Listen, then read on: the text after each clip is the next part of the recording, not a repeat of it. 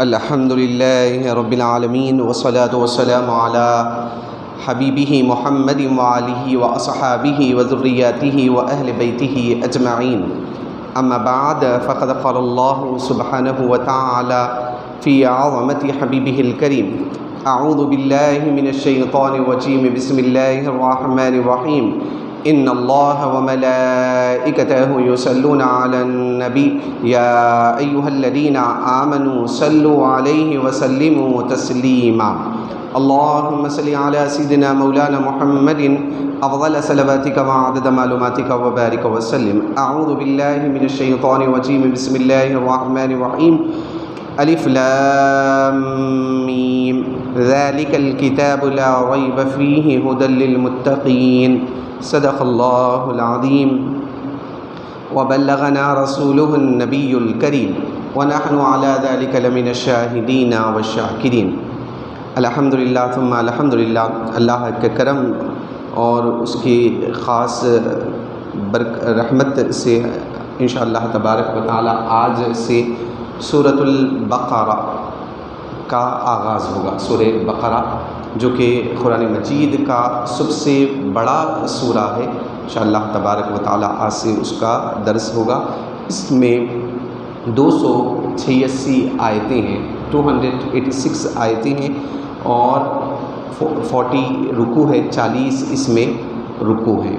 یہ سورۃ البقرہ مدینہ منورہ میں نازل ہونے والا سورہ ہے. آج صرف سورہ بقرہ کے بارے میں ہم تفصیل دیکھیں گے اور اس کی فضیلت جو احادیث میں آئی ہے وہ آپ کے سامنے ذکر کیا جائے گا. سورہ بقرہ یہ مدینہ منورہ میں نازل ہونے والا سورہ ہے. صرف ایک آیت مبارکہ واتقوا یوما ترجعون فیہ الی اللہ، یہ ایک آیت مکہ مکرمہ میں نازل ہوئی. مکہ مکرمہ میں کب نازل ہوئی؟ جب اللہ کے رسول پاک صلی اللہ علیہ وسلم حجۃ الوداع کے موقع پر مینا میں آپ تھے تو یہ آیت مبارکہ نازل ہوئی. سورہ بقرہ میں آپ کو جو ہے بہت ہی فضیلت والی آیتیں ہیں. آیت الکرسی بھی سورہ بقرہ میں ہے اور للہ ما فی السماوات و ما فی الارض جو آیتیں ہیں یہ بھی جو ہے سورہ بقرہ میں ہیں. مکہ مکرمہ میں آپ اگر سیرت دیکھیں گے تو معلوم ہوگا کہ مکہ میں کیا تھا، کفر تھا، شرک تھا اور قتل و غارت گری تھی. لوگ آپس میں ایک دوسرے سے لڑا کرتے تھے اور زناکاری وغیرہ وغیرہ عام تھا. خاص طور پر مکہ مکرمہ میں جو ہے شرک بہت زیادہ تھا. اس وجہ سے اللہ نے جو بھی سورہ مکہ میں نازل ہوا اس میں شرک اور کفر کی گندگی کو ذکر کیا گیا اور معبودان باطلہ سے باز آنے اور اللہ وحدہ لا شریک پر ایمان لانے اور اللہ کو معبود ماننے کا حکم دیا گیا مکی صورتوں میں. لیکن جب حضور مدینہ پہنچے، مدینہ منورہ میں، یہاں پر یہودی بہت زیادہ تھے، یہودی، اور ان کا اثر رسوخ بہت زیادہ مدینہ منورہ میں تھا جو کہ یثرب کے نام سے جانا جاتا تھا. قانونی طور پر، آئینی طور پر تو حکومت یہودیوں کی نہیں تھی، لیکن دبدبہ اور اثر رسوخ یہ یہودیوں کا تھا. مدینہ میں کثرت سے یہودی آباد تھے اور یہودیوں کا معاملہ کیا تھا، انہوں نے اللہ کے رسول کے صفات کو تورات سے تبدیل کر دیا تھا کہ جو اللہ کے حبیب کے صفات تھے اس کو تبدیل کر دیا تھا اور اس کو کیا کیا، اس میں تحریف کر دی.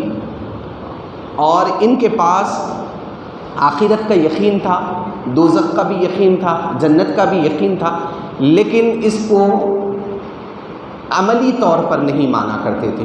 تو اللہ تبارک و تعالیٰ نے اس سورہ بقرہ جو کہ مدنی صورت ہے اس میں یہودیوں کے بارے میں ذکر کیا کہ جو تم ایک نبی کی آمد کے منتظر تھے، جو کئی سال سے تم حضور پاک صلی اللہ علیہ وسلم کی آمد کا انتظار کر رہے تھے، یہ رسول مکرم وہی نبی ہیں، اس کا ذکر سورہ بقرہ میں ملے گا.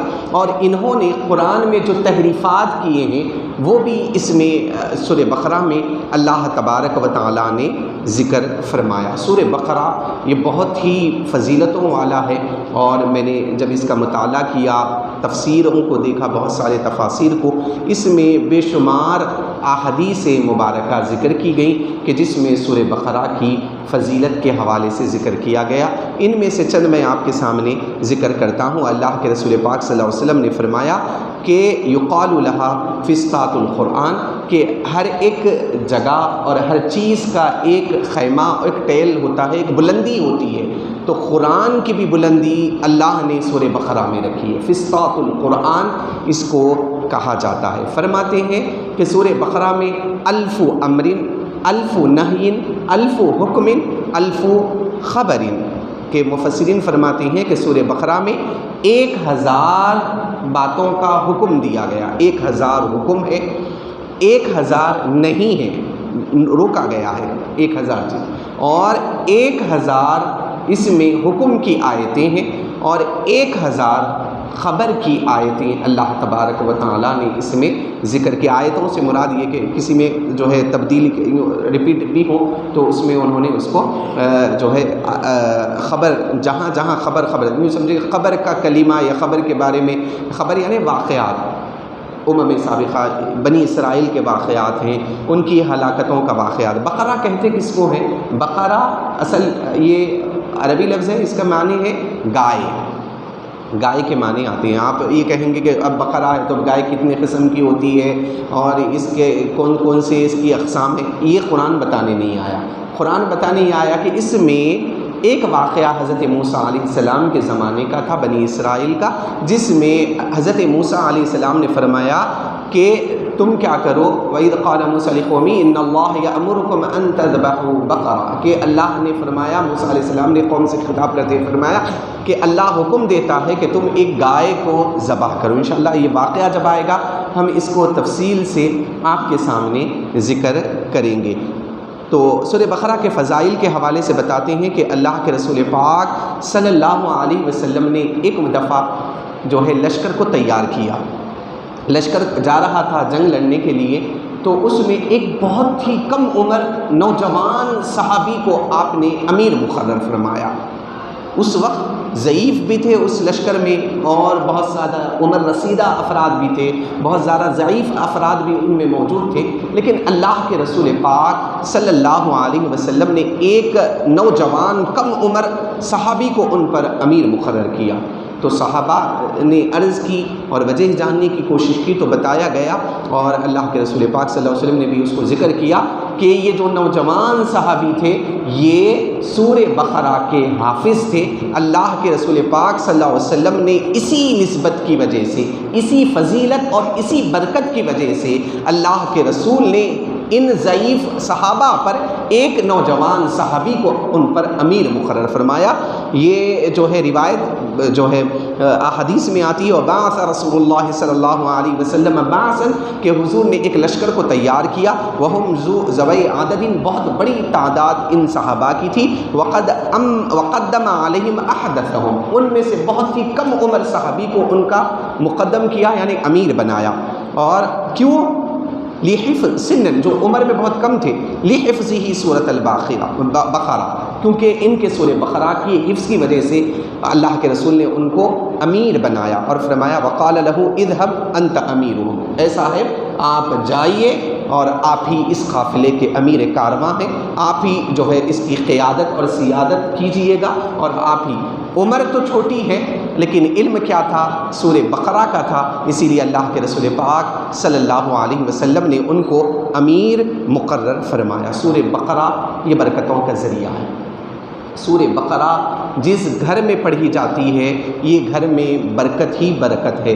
اگر کسی کے گھر میں سورہ بقرہ نہ پڑھی جائے، اللہ کے رسول نے اس کے بارے میں کیا ذکر کیا وہ میں آپ کے سامنے ذکر کرتا ہوں۔ ہم اور آپ ہیں کہ ہمارے گھر کی زینت اور ہمارے گھر میں جو ہے یوں سمجھیں کہ اس میں اچھائی نظر آنے کے لیے ہم بہت زیادہ نشو و نمائی کرتے ہیں، اور اس میں جو ہے زیب و زینت کرتے ہیں، اس میں کلر میچ ہونا چاہیے، اس کے لحاظ سے بھی فرش بھی ہو، صوفے بھی اچھے ہوں، سب کچھ ہو، لیکن اگر اس میں قرآن کی تلاوت نہ ہو، عزیزان محترم، یہ گھر اللہ کے رسول نے فرمایا کہ تمہارے لیے قبر ہے۔ سورہ بقرہ اگر نہ پڑھی جائے وہاں پر اللہ کے رسول پاک صلی اللہ علیہ وسلم نے فرمایا، مسلم کی روایت ہے، عن امامۃ الباہلی رضی اللہ عنہ قال سمعت رسول اللہ صلی اللہ علیہ وسلم یقول اقرؤوا سورة البقرة فإن أخذها برکہ وترکها حسرہ ولا يستطيعها البطل۔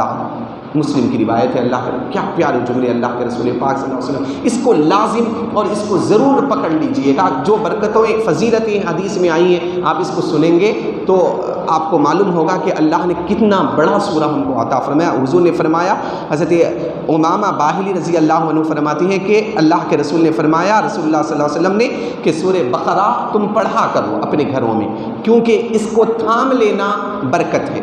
اس کو اگر جو کوئی پکڑ لے، اس کو تلاوت کو معمول بنا لے، یہ برکت ہے، اور اس کو چھوڑ دینا خسارہ ہی خسارہ ہے، نقصان ہے تمہارے لیے، کہ اگر کسی نے سورہ بقرہ کی تلاوت کو چھوڑ دیا تو سمجھیں کہ خسارہ ہے۔ اور فرمایا ولا يستطيعها البطل، کہ اس میں کبھی بطلہ داخل نہیں ہو سکیں گے، جادو ہرگز نہیں آ سکتا جس گھر میں سورہ بقرہ کی تلاوت ہو۔ نہ نظر ہو سکتی ہے، نہ ٹوکا ہو سکتا ہے، نہ جادو ہو سکتا ہے، نہ سحر ہو سکتا ہے۔ گھر اپنا محفوظ اور معمول بنا لے اس سورہ بقرہ کی تلاوت کے ذریعے۔ جس گھر میں نے سنا بھی ہے، پڑھا بھی ہے کہ جس گھر میں اثرات ہو، جس گھر میں جو ہے جادو ہو، اگر وہاں پر 40 ڈیز تک سورہ بقرہ کی تلاوت کی جاتی ہے، وہ گھر بالکل برکت والا بن جاتا ہے۔ جس گھر میں جو ہے یہ بطلہ کس کو کہتے ہیں، شارحین حدیث فرماتے ہیں کہ السحر، جادو۔ ایک واقعہ میں نے سنا ہے کہ ایک خاتون جو ہے دوسری خاتون سے جلتی تھی، حسد کرتی تھی۔ عورتوں میں بہت زیادہ حسد ہوتی ہے۔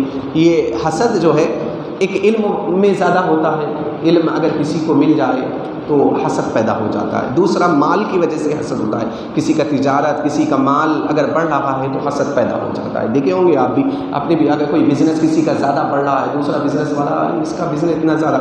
تیسرا، عورتوں میں بہت زیادہ حسد ہوتا ہے، مردوں کے مقابل عورتوں میں۔ تو اس نے کیا کیا، جس سے وہ حسد کر رہی تھی اس کو ختم کرنے کے لیے ایک جادوگر کے پاس گئی، جا کر کہا کہ ایک پوٹلی جو ہے، جو بھی اس وقت کا پیسہ تھا اس کے سامنے رکھ دی اور کہی کہ فلاں عورت پر تم جادو کرو، تم کو یہ میں انعام کے طور پر دوں گی، اگر تم نے جادو کر دیا اور ہو گیا یہ تو ہے، اس کے علاوہ بھی میں کچھ دوں گی۔ اس نے کہا ٹھیک ہے آپ چلے جائیں اور کچھ دن کے بعد آئیں۔ تو اس کا جو بھی منتر تھا، اس نے جو بھی خباثتوں والے کلمات تھے پورے کر لیے، جو کچھ بھی کرنا تھا وہ کر لیا، لیکن اثر نہیں ہو سکا۔ تو وہ عورت آئی وقت مقررہ پر، اس نے جب وقت دیا تھا تو جا کر کہی کہ وہ عورت پہ تو کچھ اثر نہیں ہوا، تم نے کیا کیا؟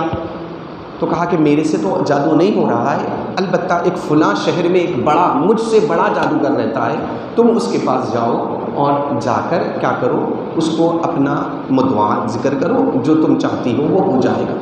وہ گئی دوسرے جادوگر کے پاس، وہی پوٹلی ہے اور وہی سونا جو بھی ہے مال قیمت ہے، اس کے سامنے خدمت میں رکھ دی کہ فلاں عورت ہے، اس کے اوپر جادو کر دے۔ انہوں نے کہا کہ ٹھیک ہے، اتنے دن بعد ایک مقررہ وقت دیا کہ اتنے دن بعد آنا، میں کر دوں گا۔ وقت مقرر میں وقت گزرا، ایک وقت مقرر جو کیا گیا تھا وہ آئی اور کہی کہ میں نے وہ عورت پر کوئی جادو کے اثرات نہیں دیکھے ہیں، کیا بات ہے؟ اس نے کہا کچھ ہے کہ مجھے سمجھ نہیں آ رہا ہے کہ اس کے اوپر اثر نہیں ہو رہا، تم کیا کرو، اور ایک جادوگر ہے جو مجھ سے بھی بڑا ہے، اس کے پاس جاؤ، وہ ضرور تم اس عورت پہ جادو کرے گا۔ وہ تیسرے جادوگر کے پاس جو سب سے بڑا سمجھا جاتا تھا، اس کے پاس وہ عورت گئی، وہی بات کہی کہ یہ سونا ہے، یہ جو ہے مال ہے، تم یہ رکھ لے اور فلاں عورت پہ جادو کرے۔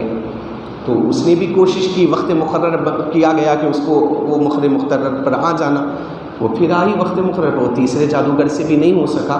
تو کہا کہ جا کر تحقیق کریں اور جا کر معلوم کریں کہ وہ عورت کیا معمول کرتی ہے کہ اس کے اوپر جادو کا اثر نہیں ہو رہا ہے۔ تو کہا کہ وہ گئی اور جا کر اب تفتیش میں رہی کہ وہ عورت کرتی کیا ہے، اسی میں مصروف رہی، کرتی کیا ہے؟ تو پتہ چلا کہ وہ رات میں سونے سے قبل ہر وقت سورہ بقرہ کی تلاوت کرتی ہے۔ اس سورہ بقرہ کی برکت سے اللہ نے اس کے گھر کو محفوظ فرما دیا۔ یہ بالکل حقیقت پر مبنی واقعہ ہے کہ اس کا گھر محفوظ رہا۔ بڑا سا بڑا جادوگر بھی اس کے گھر پہ جادو نہ کر سکا سورہ بقرہ کی برکت سے۔ اللہ کے رسول پاک صلی اللہ علیہ وسلم نے بھی حدیث میں آتا ہے، مسلم ہی کی روایت ہے، حضرت ابو ہریرہ رضی اللہ عنہ نے فرمایا لا تجعلوا بیوتکم مقابر، کہ اے لوگوں اپنے گھروں کو قبرستان نہ بناؤ، قبر نہ بناؤ۔ ان الشیطان یتنفر من البیت الذی تقرأ فیہا سورۃ البقرہ، کہ شیطان اس گھر سے بھاگتا ہے جس گھر میں سورہ بقرہ کی تلاوت ہوتی ہے۔ میرا اور آپ کا گھر دیکھیں، کون سا ایسا گھر ہے جہاں پہ قرآن مجید کھلی جاتی ہے؟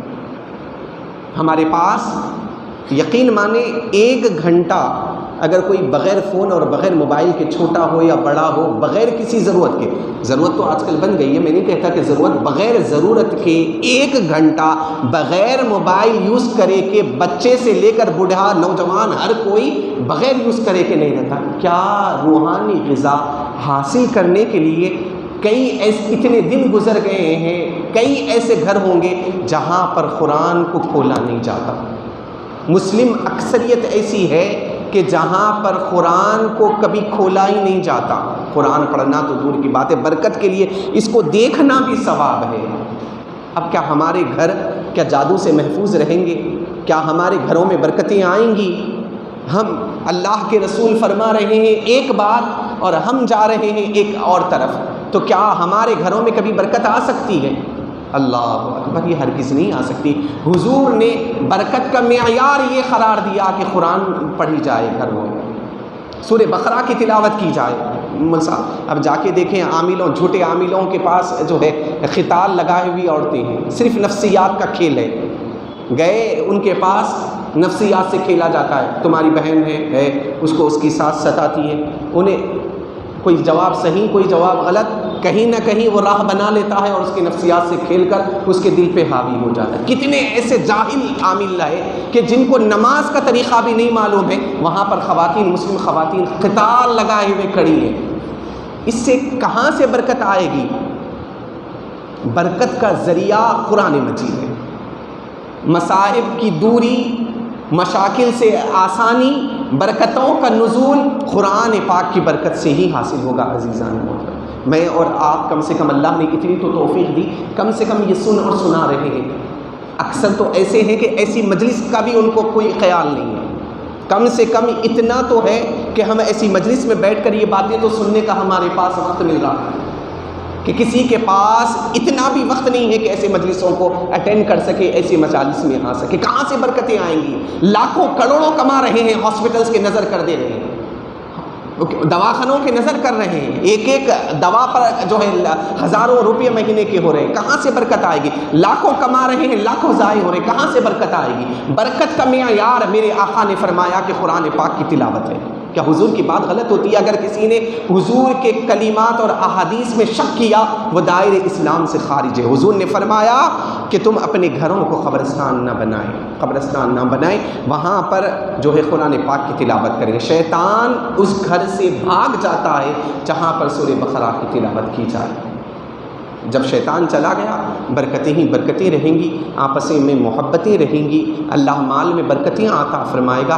کروڑ ہونا، میں کہتا ہوں آپ یاد رکھیں، لاکھوں کروڑوں ہونا یہ برکت نہیں ہے، سکون ہونا یہ برکت ہے، صحت ہونا یہ برکت ہے، خوش رہنا یہ برکت ہے۔ ایک بندہ چھوٹے سے گھر میں معمولی سی غذا کھا کر خوش اور خرم ہے، سکون میں ہے، تو وہ کروڑ پتی آدمی سے زیادہ سکون ہے وہ شخص جس کو حلال غذا میسر آ رہی ہے اور سکون اس کو میسر ہے۔ وہ شخص جو ہے افسوس ہے اس پر کہ جو لاکھوں کروڑوں رکھے لیکن زندگی میں برکت نہیں، اولاد نافرمان ہو گئی، بیوی نافرمانی کرتی ہے، جو ہے کوئی اس کا بات سننے والا نہیں ہے، مرض میں مبتلا ہے، سب کچھ ہے، لیکن گھر میں سکون میسر نہیں، گھر میں جاتا ہے تو اس کو سکون میسر نہیں آتا۔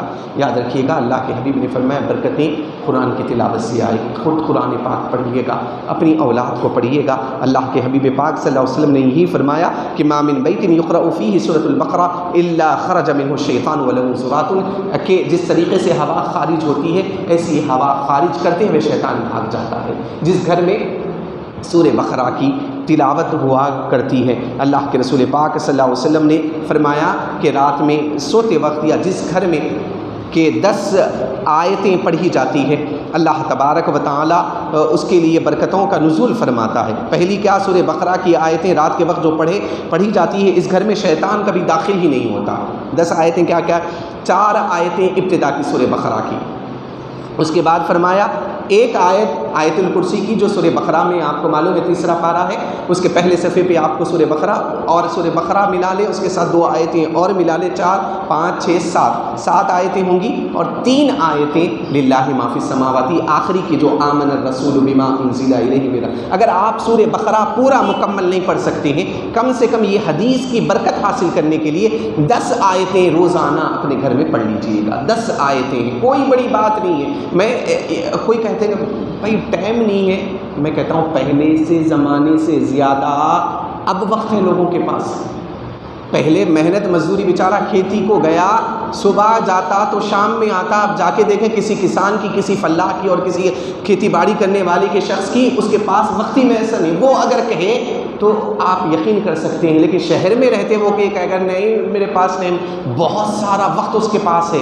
آپ کے پاس آسانیاں بہت زیادہ ہو چکی ہیں، آپ سفر کو کریں یہاں سے لے کے، اگر آپ سکندرآباد جائیں گے، آپ پہلے تصور یہ تھا سائیکل ہو یا اس کے بعد بائک جو ہے لونا ہے، اب تو آپ کے پاس ایسے گاڑیاں میسر ہیں، آسانی سے آپ بغیر کسی تکلیف کے پہنچ جا رہے ہیں۔ آپ کا وقت بہت زیادہ سیو ہو جا رہا ہے۔ آپ عورتوں کے کچن کے سامان دیکھ لیں کہ کتنی آسانیاں اس میں میسر ہیں۔ یہ سب کیا ہے؟ وقت کو بچانے کے لیے۔ اتنی چیزیں نکلنے کے باوجود بھی لوگ یہ کہہ رہے ہیں، عورتیں یہ کہہ رہے ہیں، نوجوان یہ کہہ رہے ہیں، بچے یہ کہہ رہے ہیں، بوڑھے یہ کہہ رہے ہیں وقت ہی میسر نہیں۔ ارے یہ تمام چیزیں وقت کو بچا دیا نا۔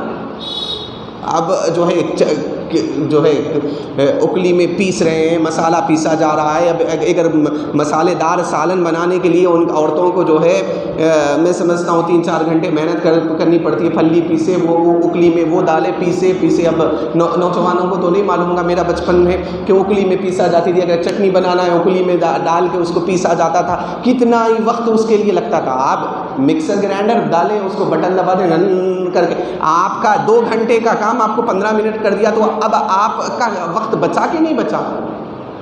پہلے سے زیادہ اب وقت۔ اب جو ہے واشنگ مشین ہے کہ پہلے کپڑے اس کو گھسا جاتا تھا، اس کو نچوڑا جاتا تھا، آپ یوں ڈالیں پھر اس میں سکھانے کی بھی مشین ہے۔ اب آپ کے پاس وقت بچ رہا ہے، لیکن پھر بھی شکایت کا یہی رونا ہے نہیں مجھ سے وقت نہیں ہے۔ وقت ہے لیکن بیجا چیزوں میں ہم لگا دیے ہیں۔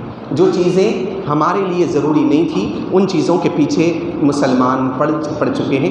ان لغویات کو چھوڑ کر جو ضروریات زندگی، جو ضرورت ہے اس کی طرف جانا ہے۔ اللہ کے رسول پاک صلی اللہ علیہ وسلم نے بہت ساری احادیث میں یہی ذکر فرمایا کہ سورہ بقرہ پڑھا جائیں۔ ایک صحابی رسول ہیں حضرت اسید ابن حضیر رضی اللہ عنہ، رات کا موقع تھا، بالکل رات کی تاریکی، آپ کو معلوم ہے کہ ریگستان ہو اور صحرا ہو اور وہاں کی تاریکی ایک روح کا عالم ہوتا ہے۔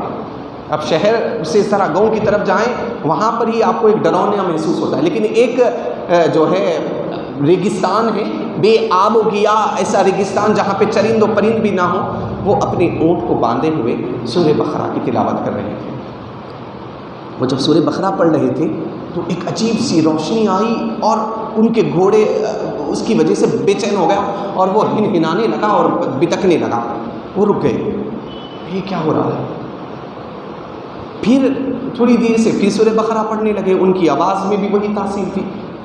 حضرت اسید ابن حضیر رضی اللہ عنہ پھر انہوں نے پڑھا، وہی نور نظر آ رہا ہے آسمان سے، وہ نیچے اترنے کے طرح دکھ رہا ہے۔ گھوڑا جس سے بتک گیا، 2 مرتبہ ایسے ہی ہوا، تیسری مرتبہ یہ ہوا تو اس کے پاس گھوڑے کے قریب ہی ان کے بیٹے یحییٰ آرام کر رہے تھے۔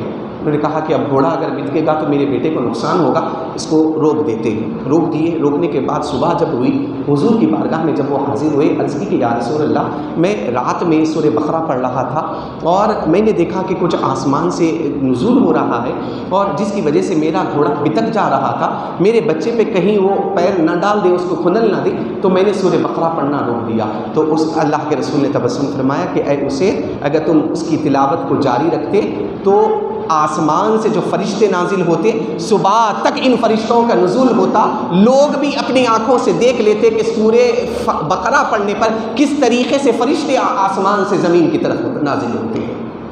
تو یہ اللہ کے رسول صلی اللہ علیہ وسلم نے فرمایا۔ حضرت ثابت بن قیس رضی اللہ عنہ کے بارے میں آتا ہے کہ ایک مرتبہ مدینے میں آپ کا گھر منور اور روشن ہے۔ اب آج کل کی طرح تو لائٹنگ نہیں تھی، اب ہر چیز آسانیاں ہی آسانیاں ہیں، رات بھی دن کا مظہر پیش کر رہی ہیں کہ رات بھی ہم کو دن نظر آ رہا ہے، ایسے جو ہے برقی آلے اور برقی خمخمے جو ہے برقی جو ہے لائٹس نکل چکے ہیں۔ آپ دیکھیں، اندازہ کریں کہ اس وقت تو کوئی تصور نہیں تھا، چراغ رہا کرتا تھا گھروں میں، ایک چھوٹی سی روشنی ہوا کرتی تھی، لیکن حضرت ثابت بن قیس رضی اللہ عنہ کے گھر منور ہے، روشن ہے اور بہت ہی روشن نظر آ رہا ہے۔ اطراف و اکناف کے جو پڑوسی ہیں وہ پریشان ہو گئے کہ کیا بات ہے کہ حضرت ثابت بن قیس کا گھر اتنا زیادہ روشن ہے۔ صبح ہوا تو صبح نے جا کر حضور سے عرض کی کہ یا رسول اللہ، ایسا معاملہ تھا کہ ثابت بن قیس کا گھر بہت منور تھا شام کے موقع پر، کل رات۔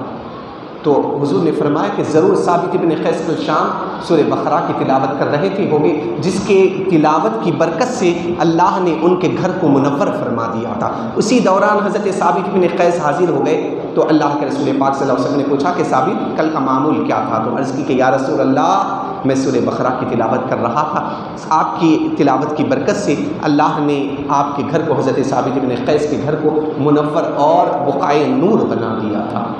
تو ہمارے گھروں میں برکتیں اگر چاہتی ہیں، اگر ہمارے گھر جادو سے محفوظ رہیں، خیر و برکت آئے، سحر سے ہمارا گھر محفوظ رہے، ٹونے سے ہمارا گھر محفوظ رہے، بد نظری سے ہمارا گھر محفوظ رہے، برکتوں کا حصول ہو جائے، سورہ بقرہ کی تلاوت کریں۔ اگر سورہ بقرہ یاد نہیں رہتا ہے، یاد کرنے کی کوشش کریں، یاد نہیں ہوتا ہے، پورا سورہ بقرہ نہیں پڑھ سکتے ہیں، کم سے کم جیسے میں نے حدیث آپ کے سامنے ذکر کی جس میں اللہ کے رسول صلی اللہ علیہ وسلم نے 10 آیتیں سورہ بقرہ کی پڑھنے کی تلقین فرمائی، تو کم سے کم اس کو تو پڑھ لیجئے گا، اس کا معمول بنائیے گا۔ ہمارے درس کا مقصد صرف جو ہے، اگر آپ صرف علم کا حصول دیکھیں گے، یوٹیوب کریں، آپ کو ہزاروں ویڈیو سورہ بقرہ کے بارے میں، اس کے بارے میں مل گئے۔ مقصد درس کا یہ نہیں ہے صرف علم حاصل کرنا ہے، ایسا نہیں، بلکہ میرا اور آپ کا مقصد یہ ہونا ہے کہ ہم نے جو سنا ہے اس پر عمل کا جذبہ پیدا ہو جائے۔ ورنہ اگر صرف علم ہو، خالی آپ یوٹیوب کریں، ہزاروں ویڈیو، ہزاروں لوگوں جو ہے تفسیر بیان کی، مقصد صرف سنانا نہیں ہے بلکہ عمل کا پیکر بننا ہے۔ اللہ کے رسول نے جو فرمایا، برکت اسی میں ہے، ہمارے لیے نجات اسی میں ہے۔ اللہ انشاءاللہ تبارک و تعالی الف لام میم اور اس کی جو تفسیر ہے انشاءاللہ آئندہ باضابطہ طور پر ہم جو ہے الف لام میم سے سورہ بقرہ کا آغاز کریں گے۔ پروردگار عالم ہمارے اس درس تفسیر کو اپنی بارگاہ میں قبول فرمائیں، کہنے سننے سے زیادہ عمل کی توفیق عطا فرمائیں، کہنے میں یا سننے میں خطا ہو تو اپنے کرم سے درگزر فرما دیجیے گا۔ اس قرآن پاک کے درس کی برکت سے مولا ہم سب کے گناہوں کو، خطاؤں کو درگزر فرما دیجیے گا، اپنی رضا کی سوغات ہم سب کو عطا فرمائیے گا، ہم سب سے ہمیشہ کے لیے راضی ہو جائیے گا۔ ہر جو پریشان حال مسلمان ہیں ان کی پریشانیوں کو دور فرمائیے گا۔ پروردگار عالم جتنے بیمار ہیں ان تمام کو شفائے کلی عطا فرمائیے گا، صحت عاجلہ کاملہ مستمر نصیب فرمائیے گا، 5 وقتہ نمازی بنائیے گا۔ پروردگار عالم ہمارے گھروں میں، ہماری تجارتوں میں برکتیں عطا فرمائیے گا، ہر مصیبتوں سے حفاظت فرمائیے گا، سیلاب سے، فتنوں سے، زلزلوں سے مولا حفاظت فرمائیے گا، ہماری ایمان کی سلامتی فرمائیے گا۔ جب روح پرواز ہو ہم سب کی زبانوں پر کلمہ طیبہ جاری فرمائیے گا، جو مانگا ہے وہ عطا فرمائیے گا۔ یا الہ العالمین ہم سب کے ہاتھ گرنے سے قبل ہم سب کی جائز تمناؤں کو قبول فرمائیے گا۔ وصلی اللہ تعالی علی خیر خلقہ محمد وآلہ واصحابہ اجمعین والحمد للہ رب العالمین۔